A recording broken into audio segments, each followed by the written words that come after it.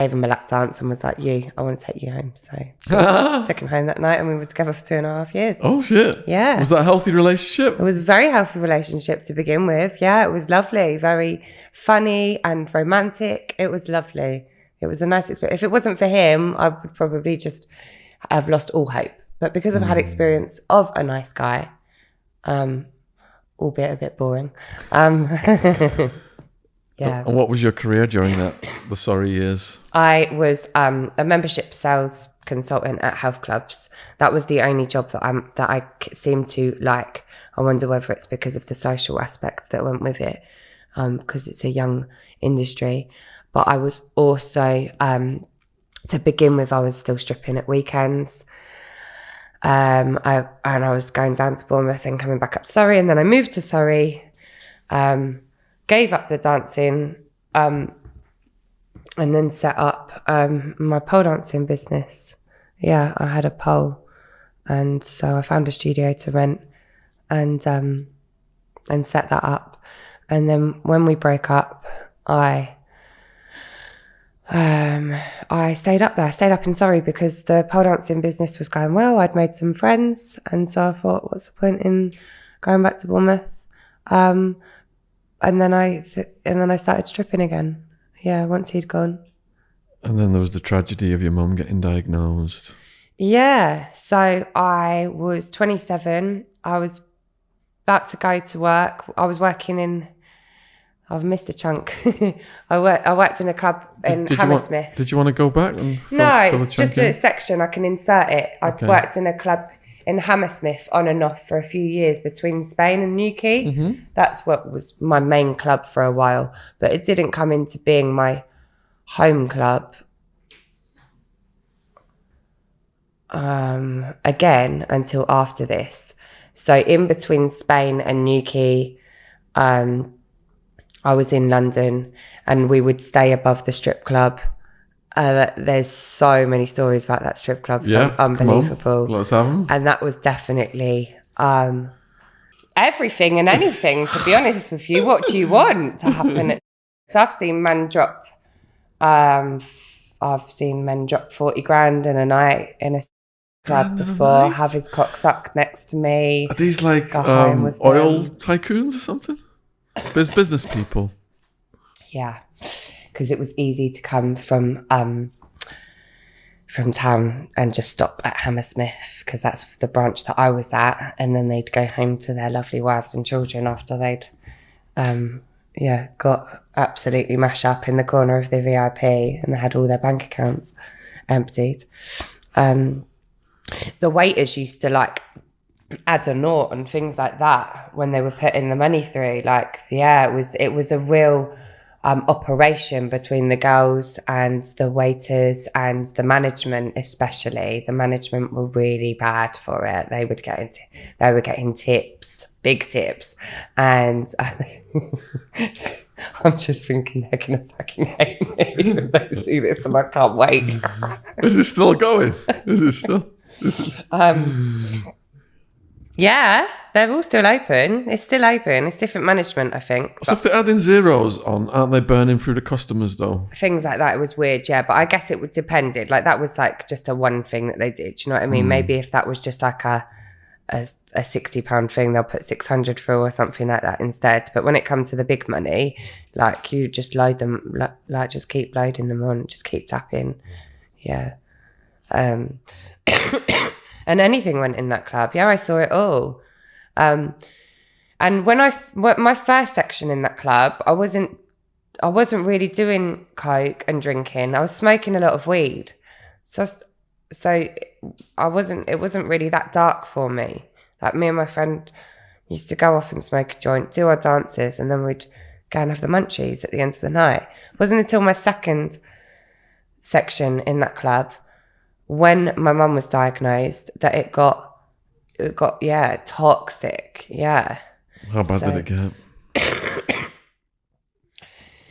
So I was on my way. I was literally crossing the road, about to get in my car to drive to the club, and got a call to say mum had a seizure in TK Maxx, and then got another phone call a couple hours later saying she's got a brain tumour. And so as soon as I heard the word brain tumour, it was straight down to Bournemouth. And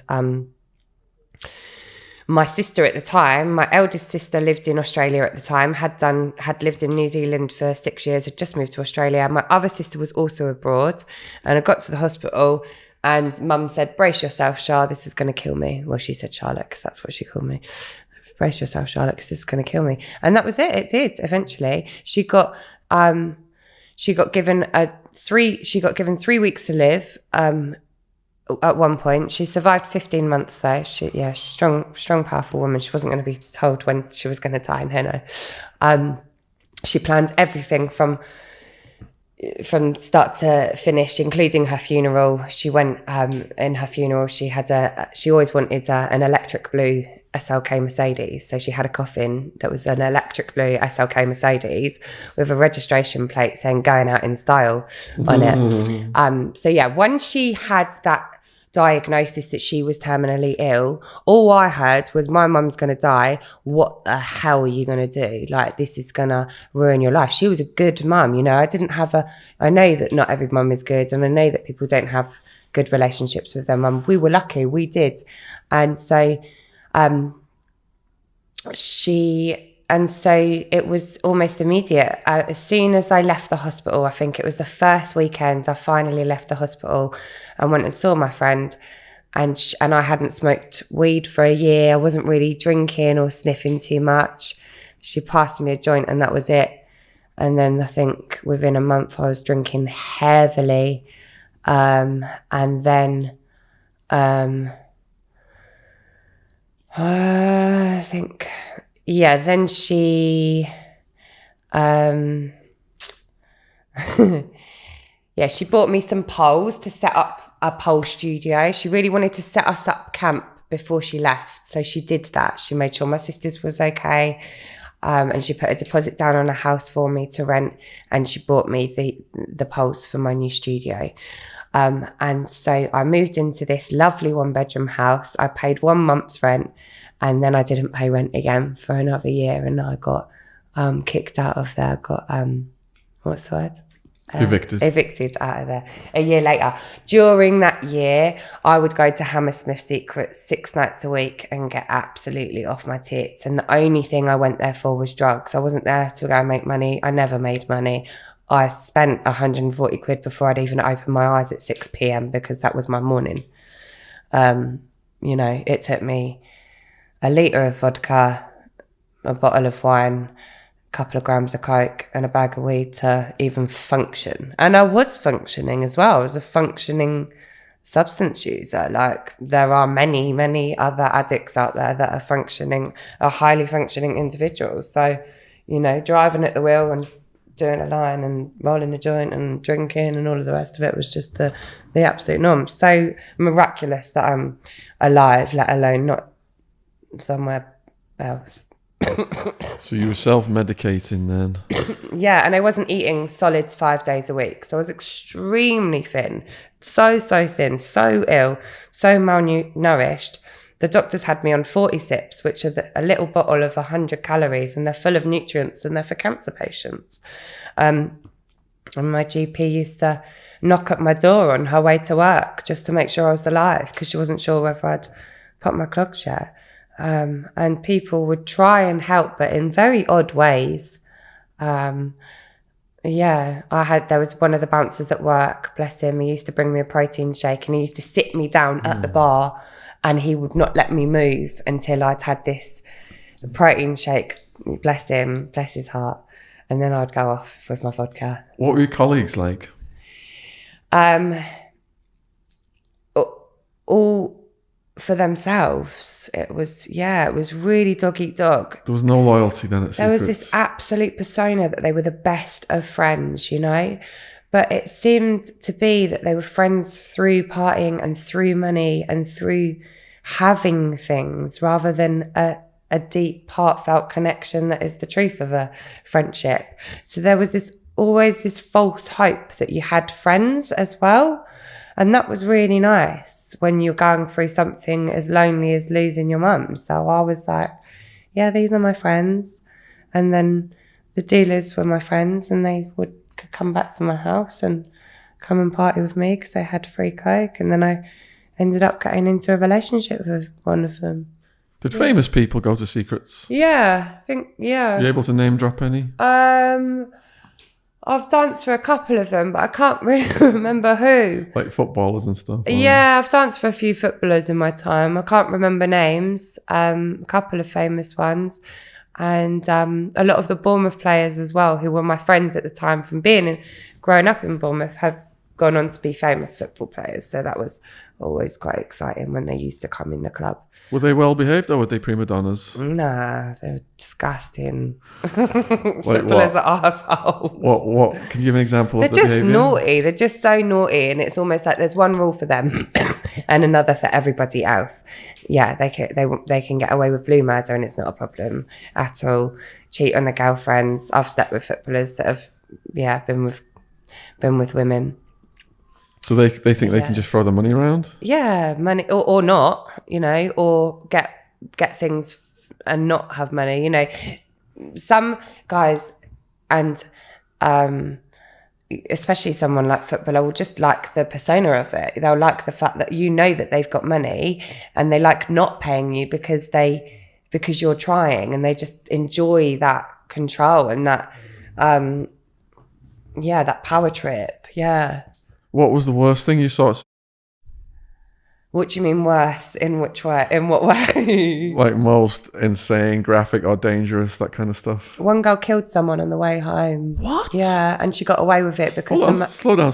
Set the scene for this one. I don't know the scene because I wasn't there, but one girl killed someone on the way home. She was drink driving and she killed someone and she got away with it because the manager was friends with top cops. Right. So were the cops visitors? Yeah, they would visit sometimes. Yeah, girls had their face sliced up with girls were glassed in by punctures. Nah, girls and girls. Girls on girls slashed each other's faces up. Yeah, one girl was glassed one night. Was that a competition thing? There was mad competition. Yeah, there was a lot of money though, like a lot of money, and a lot of drugs. So if girls get slashed in the face, is her career ruined then?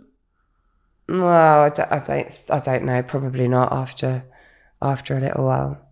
Yeah. Lots of different stuff happened. Girls were quite intimidating then. But like the first girl that was so intimidating to me, she scared the shit out of me. And she was talking to what was my customer at the time. And I was like, oh, you're talking to my customer. Like, I was really nice about it, really shy. And she was like, and? That was what she was said. I was so scared of her. And now we're really good friends. Well, we're not friends in contact, but a lot of love for each other. And she was vile at times. How did you make friends with her? Because they would pick and choose when they would want to be friends with you, the top girls. Yeah. Until I was a top girl myself, it was wait until you're chosen. And one day we'll like you, and the other days we won't like you. But they also knew that I was the girl with the gear. So I was their best friend a lot of the time towards the end, because I always had gear and they knew it. And they would always come into work, and I've seen this a lot with other friends as well. And that was like, oh, I'm not going to do any gear tonight. Like, I'm just going to have a drink or two, blah, blah, blah. And they know it's because they don't want the guilt of buying it themselves. Whereas I don't want to have to try and find it. So I used to stash up my little bag. Like, yeah, I was prepared. So in a good night, how much could a top girl make? Grands and grands and grands and grands and grands. Yeah. But was it just blitzed on coke and alcohol and partying? Nah, these girls had houses and cars and businesses. Yeah. That's good. Yeah, and gear. They could afford it all. Yeah, trust me. Yeah. Yeah. They could afford the parties, saying yes to everything, the clothes, the shoes. Yeah. They still can now. I've got some dear friends that are strippers, like one friend especially, she's a very close friend of mine, and we, and she can afford it all. Yeah. She was never a gearhead or anything, so that was nice. But also there's such like when I was the last club that I worked in was in Bournemouth. I went back to Bournemouth. and worked there. I would still drive there each weekend, which was absolutely insane. But the community of girls that we had there was lovely, and I'm still very good friends with a couple of them because of that. You know, we'd seen each other at our worst and best. I'd had years there where I was absolutely off my head on drink and coke. Then I'd had years there where I was just drunk, and then I'd had years there sober, and there was just never any judgment. It was always just like, it's cool. She's doing this now, is she? Okay, cool. So that was nice. That was a nice experience after the cutthroat of Hammersmith. So how bad did your self-destruction get after your mum's death? It was bad. I couldn't afford anything, absolutely anything. But I managed to find myself coke and alcohol and weed every single day without fail. I owed drug dealers money numerous times. And I was also addicted to Valiums. So I was taking uppers and downers. I was taking temazepam like they were Smarties, or diazepam, or Xanax, anything like that. So it was bad because I was very, very ill. It was bad because I wasn't supporting my sisters being carers for my mum. I just couldn't even see her. I just wouldn't even... I'd go down. I'd drive down with the intention of spending time there or helping out perhaps. And within an hour, I'd be in the car, getting back on the road to Surrey, calling a dealer and saying I'm on my way, because I just couldn't even bear the visual aspect of it all. And then it got so bad, and I was paying no bills whatsoever. So I was having bailiffs knocking at my door at stupid o'clock in the morning. I remember having this lovely house, and I used to have towels over the curtains because I was so frightened of any peep of light whatsoever coming in that house. It was an absolute, it was a den. And I was having bailiffs knocking at my door, and then the landlord knocked at my door one day and said, you know, there's people that have troubles and there's people that have hard times. He was like, but when it gets too far, I'm out for blood. Hope you're enjoying this podcast. There's a word from our sponsor, Rocket Money. The other day, I had to cancel 3 Amazon Prime memberships. I had a personal on the UK Amazon, US Amazon, company account, US Amazon, UK Amazon. Do you understand how hard it is to cancel these bloody things? That's why Rocket Money makes these things so much easier, formerly known as Truebill. The app shows all your subscriptions in one place and cancels what you don't want for you. Rocket Money can even find subscriptions you didn't know you were paying for. Just like with me, with my 4 Amazon Prime memberships, you may find out you've been at least double charged for a subscription. To cancel a subscription, all you've got to do is press cancel, and Rocket Money takes care of the rest. Get rid of useless subscriptions with Rocket Money now. Go to rocketmoney.com/Shaun, SHAUN. Seriously, it could save you hundreds per year. That's rocketmoney.com/Shaun, SHAUN. Thank you for supporting our sponsor, Rocket Money. Links in the description box. Cheers. And that's when the whole eviction took place. And at that time, I was going out with my drug dealer boyfriend. So as long as I had drugs, everything was all right. I didn't really, it was bad, but I didn't really realise how bad it was. Did you end up squatting in London? Yeah. How does that work, squatting? Well, it wasn't like a dialect building or anything. It was actually, he had contacts in the estate agency business, and he got wind of an apartment that he thought was supposed to be empty, and told me that I was allowed to stay there, of course, to make me feel better. And so I did. All my stuff fitted in my car, and then I had my car at loads of other different people's places over the time. But one day I woke up to an estate agent walking a couple around the apartment. What's an NSA agent? An estate agent. Oh, an estate agent? Yeah, they walked in the lounge where I was lying on the carpet, half asleep, half not sleeping. And yeah, it was that. Your face there. What was the conversation? It was horrible. It was mortifying. Can you describe it? I was so embarrassed. Like, this is the first time that anything has happened like this to me before. So first of all, I was mortified. And just before my mum got diagnosed, the week before my mum diagnosed, I got a dog. I bought a puppy, and she was with me at the time as well. And the estate agent showed this couple around quite quickly. And then my dog was going mad, and he was like, I'm going to kick your dog in a minute if your dog, because I was trying to gather all my things and get out there as quickly as possible. I had things in the garage. I don't know where my head was at. I was thinking that I was living there or something, and I was definitely not. And I remember putting my nose up to his nose and saying to him, please kick my dog, because I need a reason to kill someone right now. I was at the absolute end of my tether. I just said to him, please do it by all means. Obviously he didn't, and I'm glad that he didn't, but it was that. And I was so upset with my boyfriend, and he had a nice BMW, and he pulled up and he stood on the side of the road, and I got in my car and I looked at him and I smashed into his car over and over and over again. Just kept driving into his car, looking at his face, and then I lined my car up next to his car and took the side of his BMW off with my shitty old car that I had at the time, and was like, thanks for that, see you later. Was this one of your arrests? No, he wouldn't have dared. No way. He was a drug dealer and he was involved in some really naughty stuff. He wouldn't have dared, and he knew what he had done was awful. Tell me it was okay to stay somewhere and then be busted in that. It wasn't the worst scenario in the world, don't get me wrong. I was a privileged homeless person, but it was pretty shitty. And then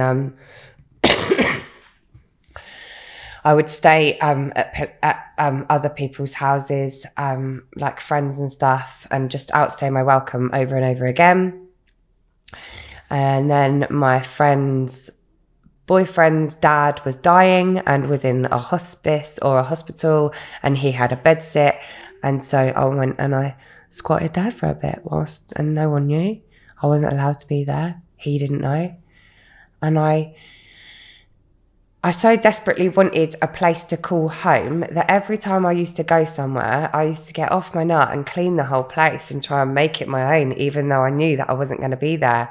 So I ended up I ended up bagging loads of his stuff up and things like that, like almost acting like I was actually going to live there. It was really bizarre mentality, but I guess it was just something that I fixated on the time because I was desperate for something to fixate on, I suppose. But so got kicked out of there eventually. You're clinging to the hope of stability, but it's not happening. There was no chance of it happening because I had no money, and I think Mum had passed by now, and so I was waiting for her inheritance, and it took absolutely ages. But that was the only chance that I was going to have to put a month's rent down on somewhere, because places take a month's rent and a deposit. So it was a tricky time. So were you living in a hotel when you met the guy who had the caravan? So I'd managed to borrow money daily off people for drugs and for my hotel stay. So I was living in the travel lodge for 3 weeks, drinking the bar dry every night, doing loads of coke every single night. They thought I was a prostitute because of the fact that I was there on my own, and I would talk to random guys that were on their own because I wanted company. Obviously I was doing loads of gear, I wanted to talk. So did they try and get rid of you? Is that what you're saying? Yeah, they didn't like me. They didn't like me there. And so when I left, I think I was at the end of my stay anyway. I don't think I would have been able to stay there much longer, to be honest.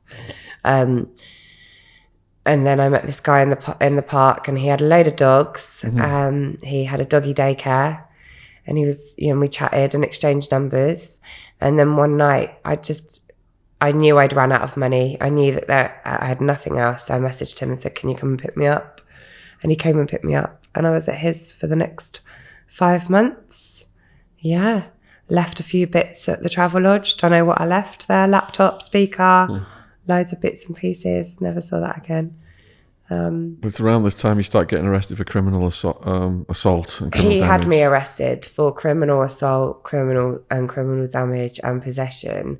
And the only reason why I had got possession and criminal damage was because the cops came in the caravan and saw the mess that I'd made. What had actually happened? What had led up to that? We'd had a massive row. We were doing gear all the time together. Like, it was just come down after come down. I didn't even really want to be with this guy. I was just there because it was so convenient. Like, I had a roof over my head. I'd just lost my mum like a few months prior to that. So I was absolutely wild, off my head. I was loud. I was angry. I would do anything for a party. Every single night I would, beg people to come round and we would party. But in the mornings, I would flip my shit and I would just go nuts and shout and scream at him and smash things up a lot. And that was a behaviour and a pattern that was in my life for a while. For a long while, actually. It's only up until, very recent years, i.e. the last couple of years, that I've managed to heal some of that behaviour and change that pattern. But it's very understandable wanting to break something and hurt something, and it's understandable now because I've done the work to, figure it all out. So yeah, it was one morning, smashed up the kitchen a bit. And we had a scrap of some sort. Like, I don't know what happened, like whether I pushed him. It was a bit of a push and a shove. And he left, and the next door neighbour said to him, if you don't call the police, I will. And so he did. He rang the police, and the police turned up. And before they arrested me for criminal assault, they said, we can smell weed. And they arrested me as they walked in the caravan and saw there was a quarter of a joint in the ashtray. There was nothing else. And so they arrested me for quarter of a joint, possession. And then they continued the arrest to arrest me for criminal assault and criminal damage. Did you go jail? No, just for the night. What jail was it? Staines. What was it like?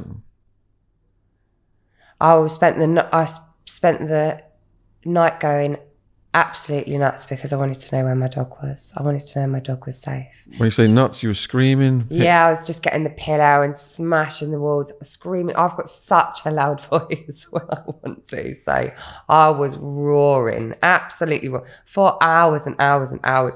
Tell me where my fucking dog is now. I bet you did it louder than that, though. Oh, yeah. Can you demonstrate the full roar? No, because you lot will be busting out of this room, James telling will put that in the trailer. He would love that. Come on. No! Come on. It's louder than that. Is it? And I was tapping the bell. Louder than that? Tapping the buzzer. I was... James, Joe's adjusting the audio. From the pit of my stomach. His headset's going to explode. I was screaming. Like what? Come on, give us one. God, I'm going to pour with sweat. This is too much. And I'm going to be shy. We need this for the trailer. All right. I was very angry, and I kept smashing the pillow. I can't do it. I was going, tell me where my fucking dog is now. But with much more volume. It was really wild. I think we could use that. It was very loud. So, but that's the Kerry Katona level. It was very loud. And eventually this lady came in and, I was having a bit of a panic attack and blah, blah, blah. It was nothing. Like, I didn't do time. I did a night in a cell. But at the time, there was so much trauma going on that it was a lot. And I knew as well at that moment I was homeless again. So it wasn't just the fact that I'd been arrested. I was homeless and I didn't have anywhere to go again that night. And so I ended up having to call upon my ex-boyfriend, who I moved up to Surrey for, and he was very sensible, and so looked down on this type of behaviour, and it wasn't very pleasant or welcoming, sleeping on his couch and him being very disappointed in me. It was horrible.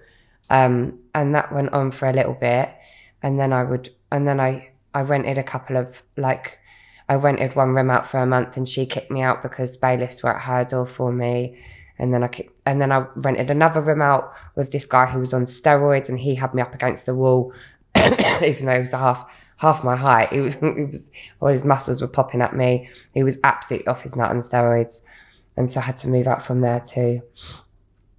And then eventually I found a studio flat, and this guy let me move in without putting a deposit down. I said to him, my mum's passed away and my inheritance is coming through, will you just let me move in with 1 week's rent? And he did, which was really kind of him. It was very compassionate of him. But that ended up it was infested with flies, like absolutely infested. Like, it was just awful. It was horrific. And then there was a storage problem, so the toilet started overflowing one day and he wouldn't come.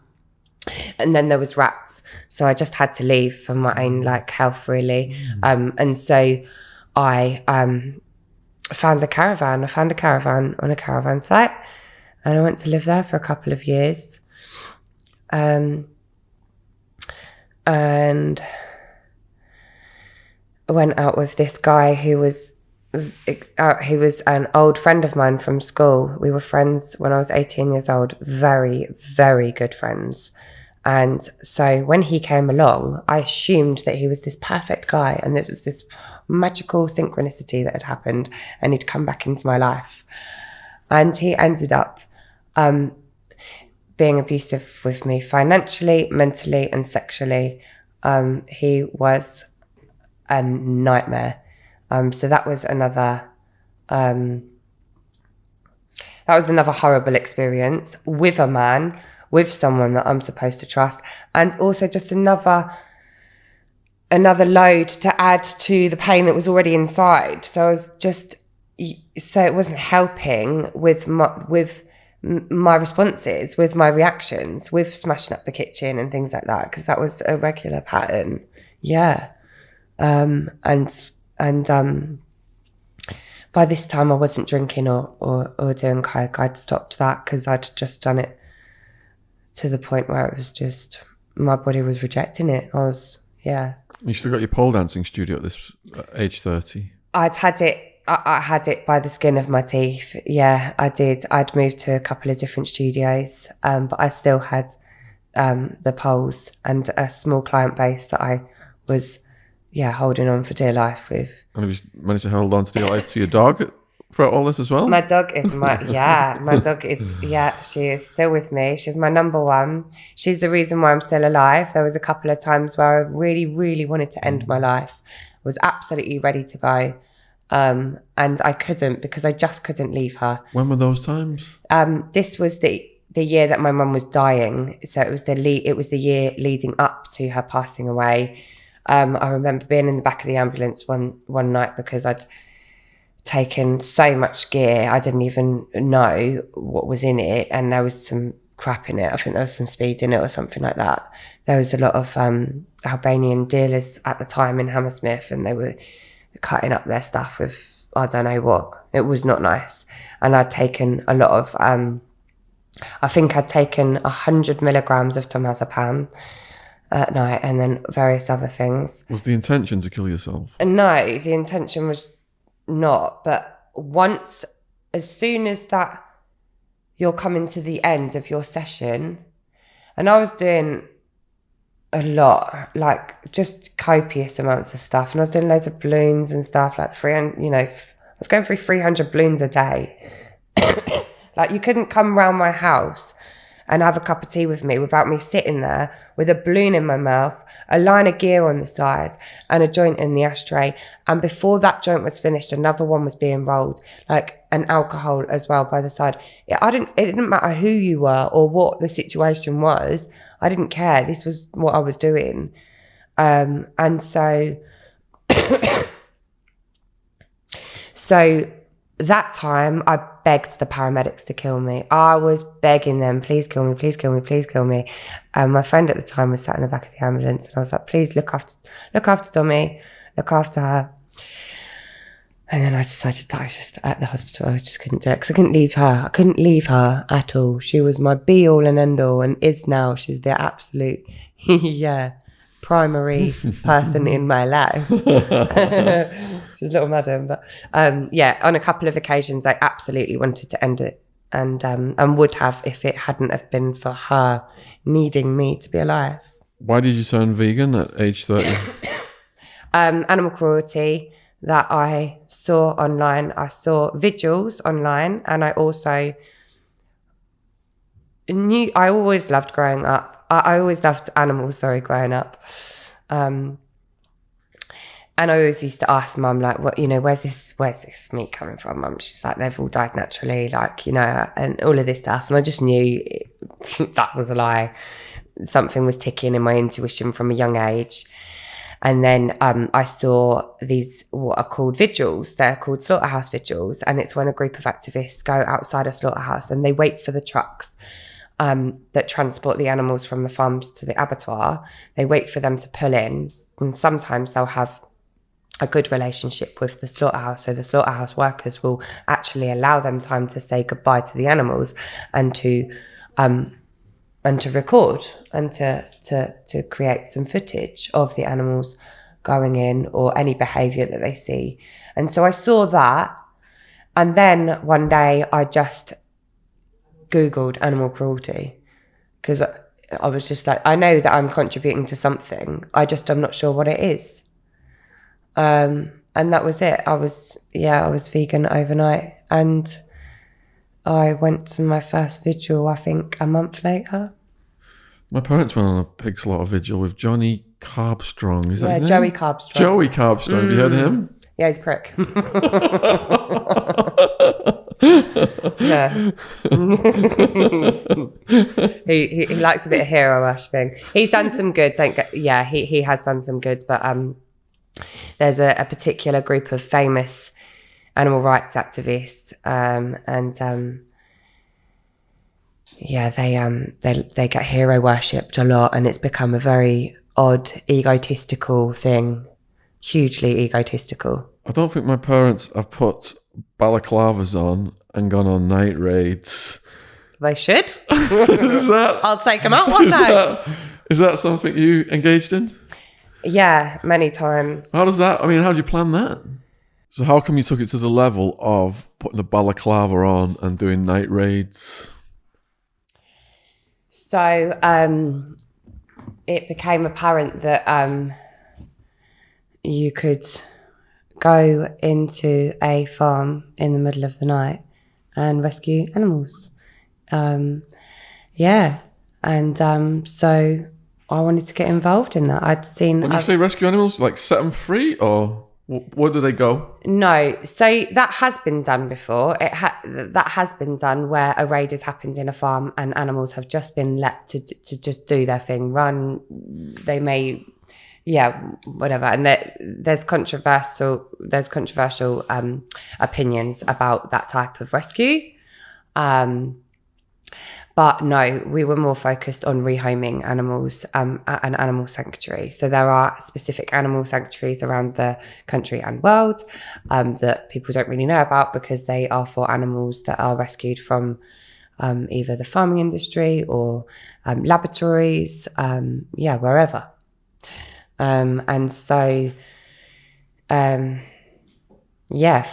Big ag was the thing, and these farms, some of them were seeming sort of easy to get into, and so off we went into the middle of the night, masked up, and a lot of it would be investigating as well. So more often than not, it would just be to get footage of it inside these places, because we wanted to expose the reality of what was behind these signs saying local, organic, free range, family run, that type of thing, and the big ones, and the mega farms as well. But we found horrors in both of them. Yeah, with like what?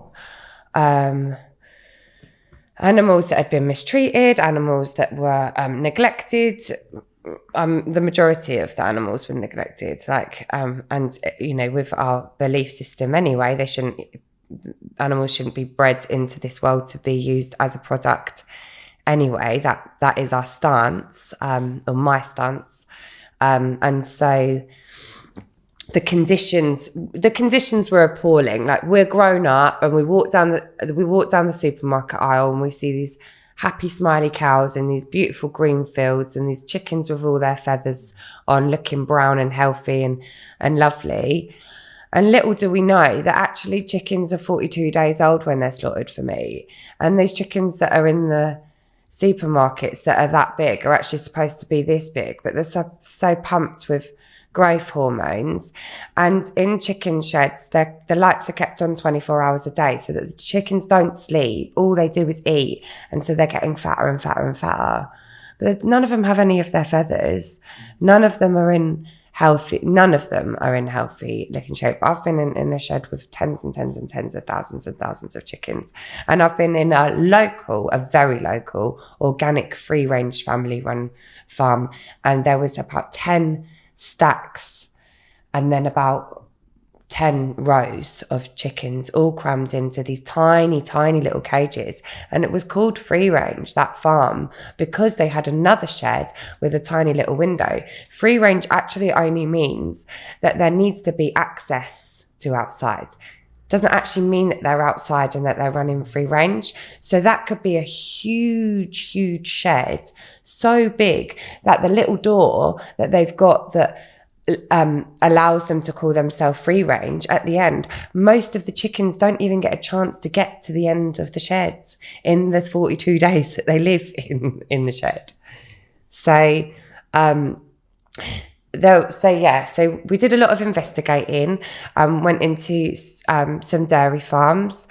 There's some harrowing stories. Once I investigated a dairy farm in the middle of the daytime as well, but we were a bit risque as well sometimes, a bit stupid as well. But also a little white lie can get you anywhere some days. And I just wanted to see the little baby calves. So the owner of the farm let me in. And dairy calves are separated from their mum after 24 hours in the dairy industry. And so there's lots of these babies. And there was this one cow, she was absolutely covered in sticky, muddy hay.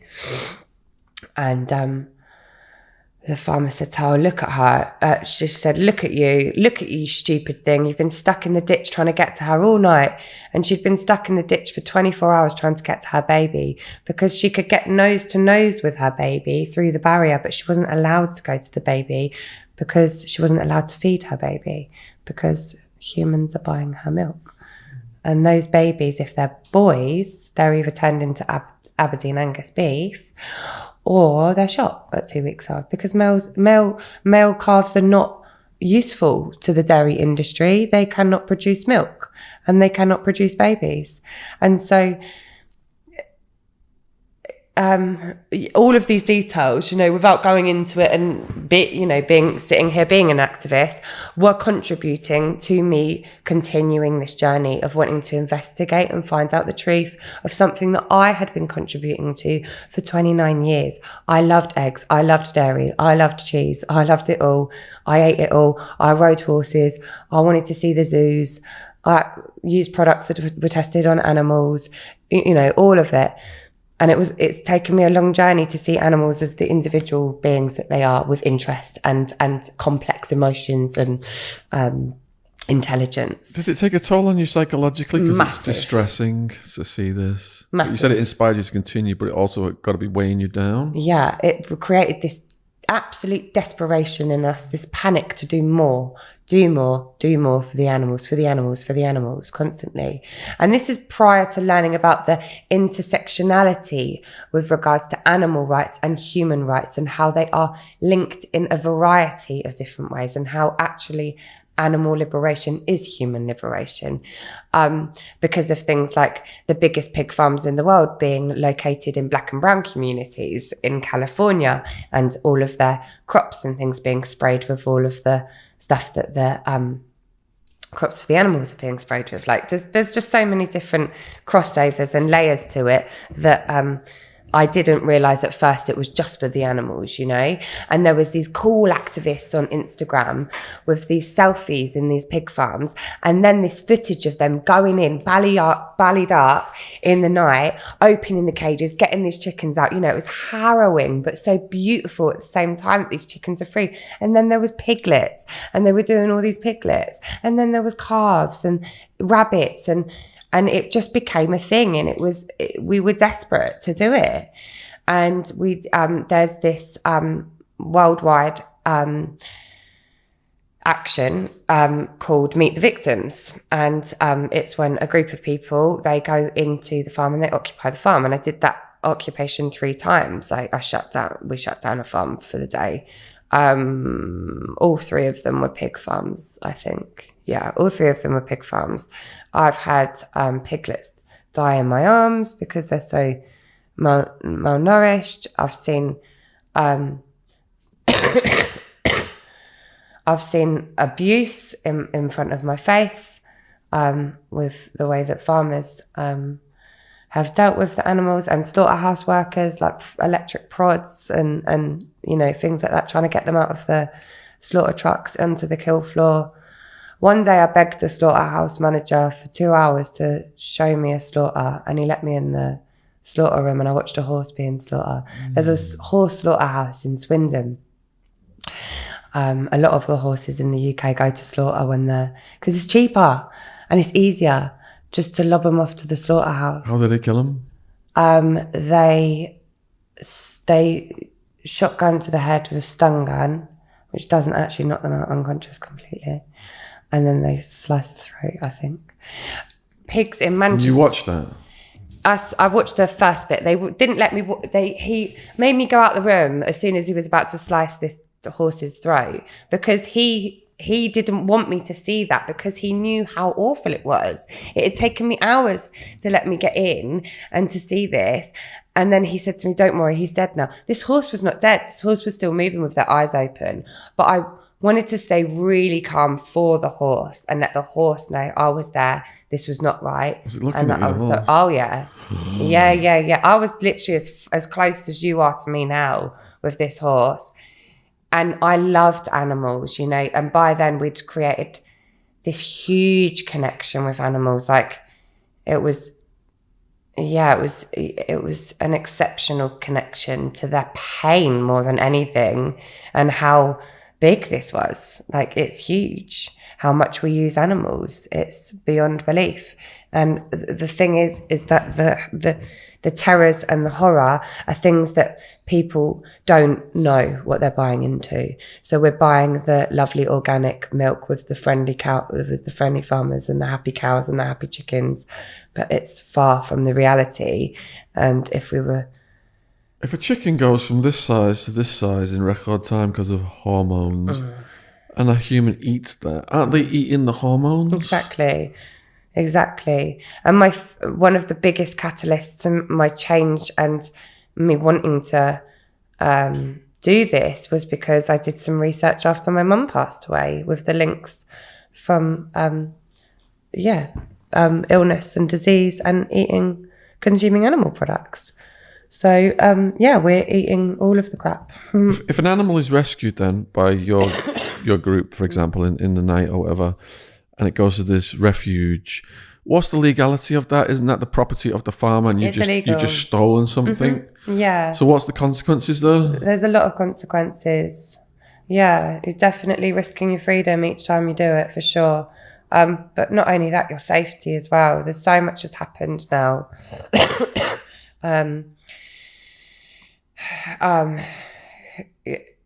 And going back as well, you know, with you saying like that's a lot, like it leads to fast burnout, especially things like vigils and not being able to do anything. That's why people were taking it a step further and going in and getting them out of there, because vigils weren't cutting it. Watching these animals week on week going into these slaughterhouses and not being able to do anything, unless there was the very odd time where we would beg and we'd get an animal released, or an animal was injured and they're not legally allowed to go to slaughter if they're injured or unwell, and like something else would happen. And so it was stepped up a notch. And you know, I did a minimal amount in comparison to some of the activists that I know that are out there who have been, charged. And did you get charged or anything? No, I wasn't charged. No, but I do know people that have been to prison. I mean, there's lots of members of the ALF, which is old school. That's going back years and years and years. The ALF. You did end up in a legal situation where you were facing charges. I did, yeah. We were facing aggravated trespass. There was 11 of us. What happened there? It was a abattoir occupation. It was a shutdown of a abattoir in Kent. There were 10 of us. And so prior to this action of ours that we did, there was another grassroots organisation, an animal rights organisation, and they had put in some undercover cameras in this abattoir in Kent. And the footage was all leaked. It was all exposed. The slaughterhouse worker was walking over the backs of the sheep. And then there was an occasion where the sheep is literally trying to leap out of the kill floor room, and they're supposed to be zapped on the head with the electric thingy, stun gun, but he couldn't get the sheep, so he zapped him on the nose instead. And of course that was like terrible pain for the sheep, and there was a lot of different things like that was going on. And that was nothing. Like, that is absolutely nothing. Like, I know it sounds awful, and it really was for that poor sheep. But that was like, it's almost like a delightful experience to watch in comparison to some of the things that I've witnessed on and off the screen. Really and truly. Like if we, yeah. So the cops come out to that one? Yeah, the cops While you were in straight there? away. We went in at about 3:00 in the morning. The cops were there not long after at all. We had a silent policy, so we didn't say a word to them. So did they just come in? All day. They came in, tried to talk to us, took our water away from us. It was a boiling hot day. One of us passed out. They didn't just grab you and pull you out? We were locked in. Oh, you were locked in? Oh yeah, I was in a cemented box. My arm was locked in a cemented box with my girlfriend at the time. Actually, you made cemented boxes. Yeah. How's that work? One of the people did learned how to make a cemented box, which is obviously so heavy that it has to stay. They have to bring special tools and stuff to get. Yeah, it took a lot of them to cut us out of it. Did it? Hours and hours. Hours and hours. Yeah, hours. But that's the whole. The intention is as well is to cause economic damage as well, which was happening until the end of the day, when they killed the sheep anyway, and they killed them in front of some of us. So some of us was up on. I was on the kill floor. I was right in front of the kill floor. The kill floor. Yeah, to stop them from taking the animals in. That's why the cemented ones was there. There was another group of people up on the silo, which is where all the blood and guts go up and down, basically. So every 10 minutes, every so often, you would get this horrendous smell for 10 minutes. It was absolutely like, whoa. And that was going on. Even though they weren't killing animals, they were doing other bits and pieces. The police were very much there for the slaughterhouse workers. They were laughing, drinking tea together, eating ice creams because it was a hot day. The slaughterhouse workers were sexually harassing me and my girlfriend all day, non-stop. And so when they cut us out, they had to get them down from the silo. So we all played dead. We all decided to just make this as difficult as possible for them, which is the whole idea, to get media coverage for a campaign and things like that. You know, we wanted to be heard and to be seen because we were speaking up for these sheep. We had sanctuaries for them to go to. We said to them, if you release the sheep that you are planning to slaughter today, we will release ourselves from the equipment and we will go home. And this is, even though this occasion we were arrested, there's another couple of occasions which are big stories like this, like with the how astronomical it was. Like, it was just wild. Like a sheep is like a couple of quid to them, if that. Do you know what I mean? Whereas for us, it was a life. But that was neither here nor there. We all played dead when we got arrested, and the ones at the top had to be put in this like canoe basically and like slid down the thing. Yeah, it was mad. It took hours for them to cut us out. And the chief inspector, gobshites, bent down next to me at one point when that smell had come over, because they'd started to kill the sheep, I think, by this time. Because they wanted to make the group at the top see the heads and the hoofs and the limbs that were coming out, and they did. They had to see them. So we'd been there all day with these sheep. You know, the sheep were there in the what are they called? The paddocks, and we were like there with them all day. Like, even though we couldn't touch them or anything like that, we're there for you. And then by the end of the day, we just saw their heads and their hoofs and their limbs coming out in like tubs, basically, and the smell of their blood and guts, like right next to us. Isn't it? So there's 20 or 30 police there or something, and they're all going, oh my God, you know, that's disgusting, that's awful, rah, rah, rah. And the chief inspector, whatever his name is, bends down next to me and he goes, lovely bit of roast dinner that is, in my ear. Oh my God, I'm not going to say a word to you.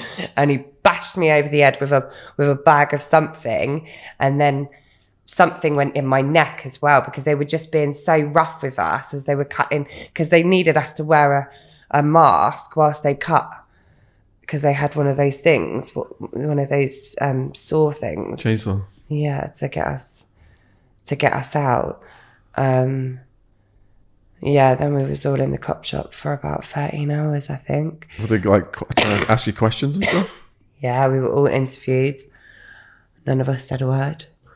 That was interesting. We had some really good solicitors. They smashed it for us. And it only went to court this year. Did it? Yeah, 3 years later, because of lockdown, it got postponed and postponed and postponed. And of course, a lot happens within that time as well.